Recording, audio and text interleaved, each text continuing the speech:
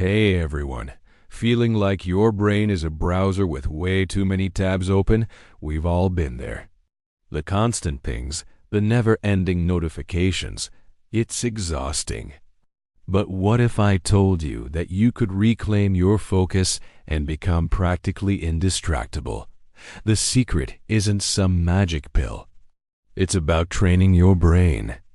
First things first, you need to play detective. What exactly is stealing your attention? Is it your phone buzzing every 2 minutes?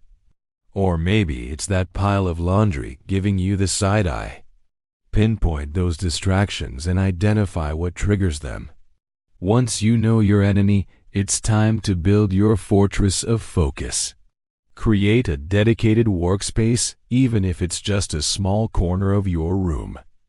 Make it a rule. This space is for work and work only. By setting this physical boundary, you're sending a powerful signal to your brain that it's time to get down to business.